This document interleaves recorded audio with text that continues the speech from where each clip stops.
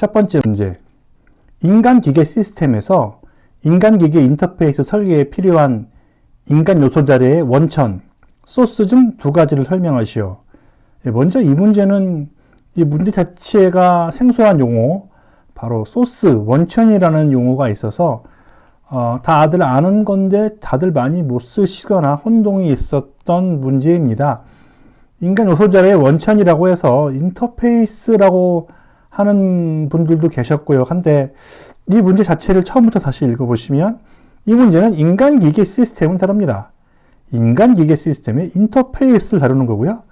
그러니까 인터페이스의 종류를 이야기하는 것이 아니고 인간 요소 자료가 어떻게 이러한 인간-기계 시스템에서 기계를 만나는지에 대한 그런 이야기로 지금 이해가 되고 있습니다.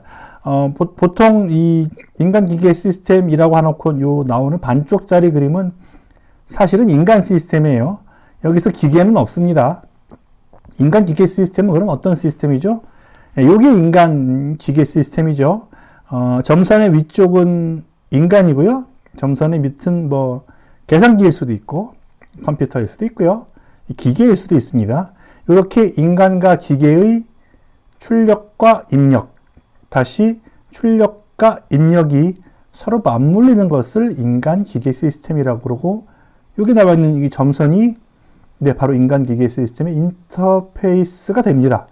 그렇다면 여기서 문제에서 말하는 인간 요소 자료의 원천이란 무엇이 되겠습니까? 인간이 내는 뭐 피드백이라고 할 수도 있고요.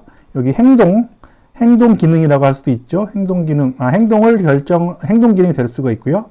그 다음에 다시 인간의 입력은 어떤 것이 있습니까? 여기 감지가 될 수 있고, 가령 계산기, 우리가 계산하는 계산기라면 우리가 액정을 인식하는 것이 바로 인간에 대한 입력이 되겠죠. 우리가 액정을 보고 연산식을 넣어서 계산해서 계산값이 맞는지 확인을 하고 정보 처리를 해서 다시 피드백을 가는 일련의 과정이 인간 시스템이고요. 조금 여기 길게 됐네요. 여기서 이제 요 두 개, 여기 조금 길게 설명이 됐는데 이 내용과 사실 동일한 내용입니다. 여기 정보 처리가 여기 정보 처리 있고요. 행동을 해서 출력을 보이는 것, 다시 버튼을 누르는 것이 되죠. 그래서 인간 기계 시스템에서 인간 요소 자료의 원천 두 가지는 감지, 센싱이고요. 행동이 됩니다. 센싱은 오감이죠. 오감, 시각, 청각, 촉각, 후각, 미각, 오감. 예전에는 인간 기계 시스템에 감지하는 것을 주로 시각과 청각에만 의존했다면 요새와 같은 세상에서는 촉각도 많이 사용되고 있죠. 진동 같은 거 많이 사용되고 있잖아요. 후각과 미각도 전통적인 감각 기관 중에 하나입니다. 후각도 센싱 기관으로 활용되나요? 활용됩니다. 가령 우리 도시가스에 혹은 LPG 가스에 쿠린내를 삽입하는 경우, 부취제라 그러죠. 가스가 누출되었을 때 인간이 바로 감지할 수 있도록 하는 부취제가 바로 후각 기능인 거죠. 마찬가지로 이번에는 그 인간의 감지는 인간의 입력에 관한 내용이고요. 소스 중에 출력에 관한 것은 행동이 있습니다. 어떤 결정을 한 다음에 행동을 하는 것을 의미하죠. 기계 상대편에 있는 기계가 어떤 것이냐에 따라서 행동은 달라집니다. 가령 인간과 계산기를 누를 때는 버튼을 누르는 것이 행동이 되고요. 기계 장치를 버튼을 누른다든지 레벨을 돌리는 것이 행동이 되고요. 컴퓨터에서는 마우스로 움직이거나 키보드를 누르는 것이 행동이 됩니다. 만약에 이 문제가 기계 요소 자료의 원천 두 가지를 물었다면, 물론 인간공학 기술사 시험이니까 기계 요소 자료의 원천은 물을 일은 없겠습니다만, 마찬가지로 기계 요소 자료의 원천 역시 뭐 버튼이 됐던 키보드 마우스가 됐던 어떤 입력이 되고요. 프린터가 됐던 모니터가 됐던 액정이 됐던 하는 그런 것들이 바로 기계 요소의 원천이 되겠습니다. 최근 생산 공정의 작업이 자동화됨에 따라 인간의 직무가 시스템을 감시하는 업무로 변화하는 추세이다. 인간의 감시 작업 성능에 영향을 주는 주요 요인을 설명하시오. 이 내용은 어떤 교재라든지 이런 데는 없는 내용이고요. 일반적인 현 사태를 설명하는 그런 문제에 가깝습니다. 이렇게 처음 보는 내용이 나왔을 때 당황하지 마시고 답안을 작성하실 때 체계적으로 구분 지어서 숲에서 나무를 찾아오는 방식으로 하는 것이 제일 좋습니다. 근데 인간의 감시 성능에 영향을 주는 요인이 내적으로 그 사람 자체의 요인이 있을 거고요. 또 외적으로는 이 작업 환경에 대한 그런 것이 있을 겁니다. 그렇게 크게 두 가지로 나눠서 생각을 확장하시면 될 것 같고요. 첫 번째, 내적 요인으로는 개인의 건강, 인지 능력, 흥미, 집중력, 교육 훈련 상태가 있고, 외적 훈련으로는 작업 환경은 온도라든지 습도, 작업장의 상황, 그리고 얼마나 쉴 수 있는지, 휴식 시간의 부여 여부, 또 직업 스트레스 완화를 위해서 얼마큼 관리가 되는지, 이런 것들이 작업 성능에 영향을 주는 주요한 요인이 되겠습니다. 여기에 나와 있는 그런 요인들을 보시면 주로 생각나는 어떤 그런 항목이 있지 않습니까? 혹시? 마지막에 있는 직무 스트레스가 바로 그 힌트가 될 수 있는데요. 미국 질병관리청이라고 할까요? NIOSH에서 제안했던 직무 스트레스 요인 큰 그림 다들 알고 계시죠? 직무 스트레스의 원인은 작업 요구, 조직적인 측면, 물리적인 환경에 있고요. 이런 것들을 완충해주는 그런 것들이 이제 개인적으로 얼마큼 완충이 가능하고, 조직 외적으로도 완충이 가능하고, 또 완충 작용 요인이 따로 있다고 해서 크게 네 덩어리 정도로 이렇게 해서 큰 그림을 그려가겠죠. 여기 나오는 이런 사항들이 다 사실은 인간의 감시 작업 성능에 영향을 주는 요소들이죠. 네. 작업이 너무 많아도 힘들어서 감시 성능이 떨어질 거고요. 조직적으로 내가 능동적으로 참여할 수 있다면 작업 성능이 향상될 겁니다. 물리적 환경이 좋다면 환경이 좋아지겠죠. 에어컨 나오는 조용한 곳에서 감시가 진행된다면 효율이 올라가겠지만, 에어컨도 없이 더운 곳에서 시끄러운 곳이라면 당연히 감시 작업 성능은 떨어지게 마련입니다. 또한 이런 직무 스트레스의 직접 요인 말고도 개인적으로 훈련이 된 상태라든지, 아니면 집안의 상황은 좋은지 안 좋은지, 사회적으로 지지할 능력이 없는지, 이런 것들이 모두 다 통틀어서 직무 스트레스의 원인과 완충 요인과 더불어 이런 것들이 바로 인간의 감시 작업 성능에 영향을 주는 주요 요인이 되겠습니다. 만약에 이 문제가 기술사 면접 시험에 나왔다고 생각을 해보시고 이런 식으로 설명했다고 생각을 하세요.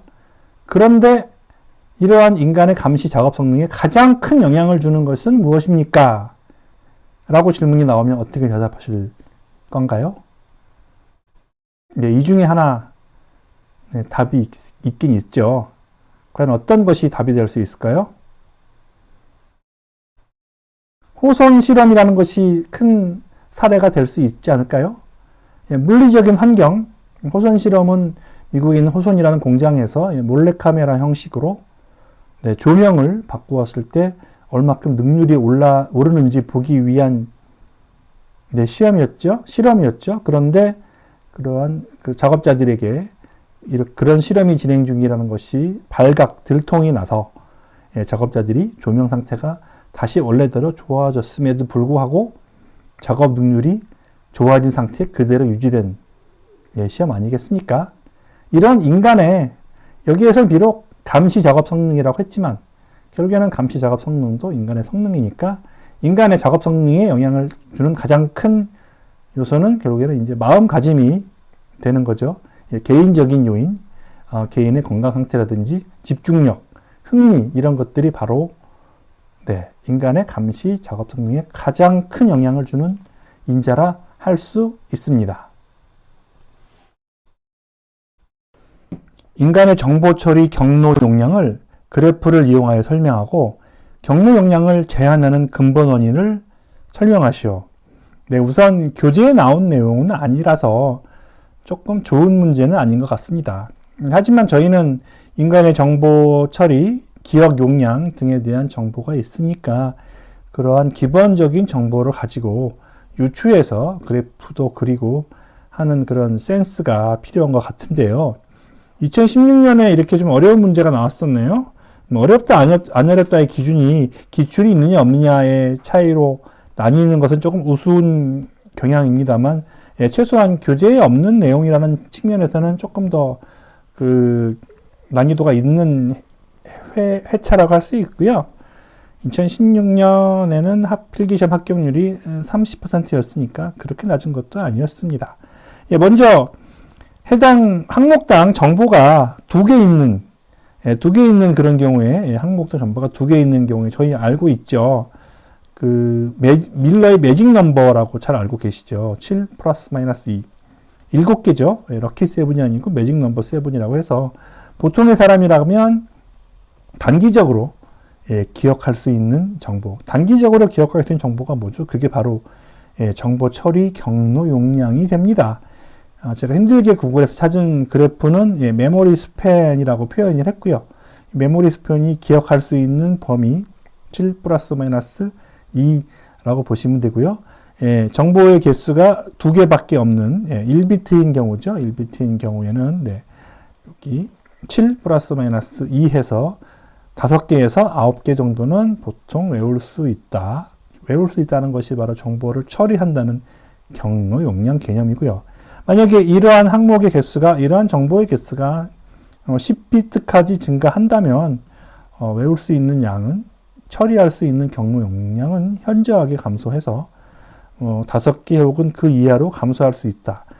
그런 내용을 중심으로 해서 경로 용량을 Y축으로 하고 정보의 양을 X축으로 해서, 예, 그려내면 될 것 같습니다. 두 번째 문제가 약간 더 심각한데요. 예, 두 번째 사항은 경로 용량을 제한하는 근본 원인. 거꾸로 문제를 만들다 보니까 문제가 좀 이렇게 어색해졌습니다. 사실은 경로 용량이 있는 근본 원인 이렇게 하면 조금 더 쉬웠을 텐데, 마치 밖에서 경로 용량을 제한한다 이렇게 해서 외부 환경적으로 생각할 수가 있는데요. 이거는 사람이 기억할 수 있는 단기 용량이 한계가 있다는 내용으로, 예, 설명이 가능합니다. 근데 사람이 기억할 수 있는 게 한계가 있기 때문에 경로 용량의 제한을 받는 거예요. 예, 그 자체가 답이 됩니다. 예, 그렇기 때문에 이러한 단기 기억 용량을 증가시킬 방법이 있느냐 없느냐. 네, 물론 있습니다. 시중에 기적의 암기법 이렇게 나오는 것도 있고요. 저희가 인간공학 기사 교재 내용을 보시거나 아니면 기술사 기출에도 나왔었죠. 예, 기억술에 대한 내용. 뭉쳐서 전화번호를 1239개 4567로 외우는, 예, 청킹과 같은 그런 기억술, 그 다음 유치한 두음법칙, 그런 것들도 역시 경로 용량을 증가시킬 수가 있는 방법이고요. 그러한 기술이 없이는, 네, 사람의 외울 수 있는 한계가 있기 때문에 경로 용량이 제한된다. 이렇게 보시면 될 것 같습니다. B회사는 연평균 사무직 종사자가 50명, 50명 중에 정규직은 40명이고 계약직은 10명이고요. 생산직 종사자가 500명, 그 중에 정규직은 400명, 계약직은 100명이다. B회사에서 지난 1년간 계약직 종사자 중 산재 환자가 생산직 종사자니까 여기네요. 요거 100명 중에 산재 환자가 5명 발생하여 노동 손실 일수가 1인당 평균 100시간 발생하였다. B회사의 재해율과 천인율을 구하시오. 네, 이런 재해율 문제가 나오면, 예, 보통 주는 문제죠. 예, 감사하게 잘 받아서 푸시면 되는데요. 이 문제는 조금 문제가 있습니다. 문제가 있다니 무슨 문제일까요? 예, 첫 번째, 해당되는 재해율 규정들 잘들 알고 계시죠? 해당 규정은 산업재해 통계 업무 처리 규정에 나오는 대로, 예, 처리하게 되어 있습니다. 해당 규정 3조에 보면, 네, 재해율이라고 잘 정의가 나옵니다. 네, 재해율의 정의는 임금 근로자 수 분의 재해자 수가 됩니다. 그렇기 때문에 먼저 이 문제에서의 그 계약직이니 뭐 사무직이니 다 필요 없고 임금 받는 모든 사람들인 거죠. 임금 받는 모든 사람들은 사무직에서 50명, 생산직에서 500명 해서 총 550명 되고요. 제율 했으니까 제 시간과 아무 상관이 없습니다. 단순하게 제자 수만 관심이 있고요. 산재 환자가 5명 발생했다고 하니까 550명 중에 5명. 근데 제율하고 백빈율로 하는 거니까 곱하기 100을 해서 0.91이 나오는 데까지는 문제가 없어요. 두 번째 거에서 문제가 발생합니다. 두 번째 문제에서 문제가 발생하는 건 무슨 문제가 발생하느냐? 네. 천인율을 구하라고 했는데요. 아주 예전에 초기 버전의 산업재해 통계 업무 처리 규정에는 천인율 정의가 있었습니다. 제2윤리란 하고 여기다 해서 가로 열고 천인율이란 해서요. 계산식도 제2율 가로 열고 천인율은 제2율은 통상의 100분율인 곱하기 100을 하고 천인율은 곱하기 1000을 해서 100명당이 아니고 1000명당으로, 왜냐하면 100명당으로 하면 숫자가 너무 작아져서 다루기가 어려웠기 때문에 그렇게 했던 거거든요. 그래서 아주 예전의 규정에 따르면 역시 임금 근로자 수는 동일하고요. 제자 수 역시 동일해서 550명 중에 5명인데 뒤에 곱하는 것만 제율은 100명당, 그러니까 100%가 아니고 천인율은 그 1000명당으로 계산해서 9.1, 그러니까 다루기 편하고 부르기 편한 용어를 쓰는 거인데요. 2011년에 천인율 규정이 없어졌습니다. 더 이상 다루지 않는 정의인데 다루지 않는 정의를 가지고 문제가 나왔으니 만약에 이 문제를 가지고 이것은 문제가 있다라고 민원을 걸면 해당되는 부분은 전황 정답도 되지 않았을까 하는 그런 엉뚱한 상상을 해보는데요.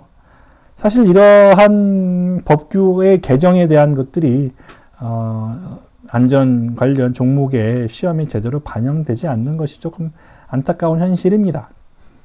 산업안전기사 혹은 건설안전기사 시험에 필답형 시험이 아직도 2021년 현재 아직도 연천인율을 구하시오. 연천인율이 이렇게 되었을 때 어떤 것인가 하는 그런 문제가 나오고 있는 상황이거든요. 그렇기 때문에 일단 혹시 모르니까 같은 문제가 나올 확률은 그다지 높지 않지만 같은 문제가 나오더라도 일단 문제가 원하는 답 가령 제율과 천인율에 대해서 일단 답을 다 쓰시고 민원 제기하시는 것은 나중에 해도 늦지 않을 것 같습니다. 아무튼 심심치 않게 나오는 제율 문제 나오시면 10점 만점에 10점 모두 획득하시기를 기원하겠습니다. 수행도 평가 계수로 영국 표준협회 브리티시 스탠다드 인스티튜트, 흔히 줄여서 BSI라고 정말 많이 하죠. BSI가 제안한 평가 계수가 사용되고 있다. 수행도 평가 계수에 대하여 설명하시오. 퍼포먼스 레이팅 혹은 레이팅이라고 불리는 수행도 평가는 실제로 작업자가 수행한 것을 시간을 재잖아요. 시간을 재는데 과연 이런 작업자가 수행한 속도가 표준보다 사실 빠를 수도 있고 느릴 수도 있잖아요. 그런 사실을 보정해주는 관측 평균 시간치를 보정해주는 거죠. 그러니까 표준 시간을 만들고 싶은데 시간을 재는 과정에서 어떤 오류 혹은 편중이 생기지 않는 것을 해주는 방법입니다. 수행도 평가는 우리 레이팅으로 흔히 많이들 이야기하고요. 크게 세 가지 방법이 나오고 있네요.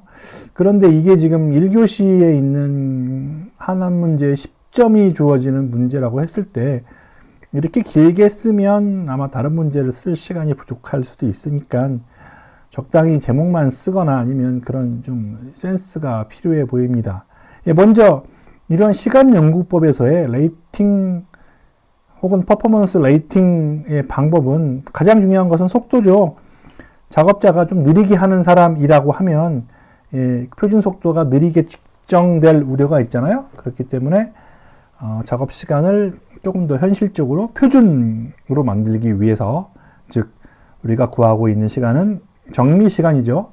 정미 시간이라고 하면 여전히 저는 느낌이 없어서 net time 혹은 NT로 표현하겠습니다. net time은 실제로 관측 시간의 평균치의 레이팅 계수. 이 첫 번째 레이팅 계수는 속도 평가법의 레이팅 계수입니다. 속도 평가법은 표준 작업에 무엇만 보정을 한다? 네, 속도만 보정을 합니다. 레이팅 계수는 실제 작업 시간 분에 우리가 하고 있는 기준 작업을 하는 그 계수가 되고요. 계산은 간단하죠. 관측 시간치의 평균을 하고 곱하기 레이팅 계수만 하면 됩니다. 여기 그 개념이 약간 혼동될 수가 있는데요. 개념보다는 곱하기 레이팅 계수다, 이런 개념만 가지고 계시면 될 것 같고요. 첫 번째는 속도 평가법.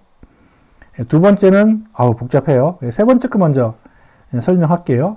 세 번째 것은 속도 평가법 더하기 작업 난이도라고 해서 속도 평가를 1단계, 작업 난이도를 2단계로 해서 2단계로 평가하는 기법입니다.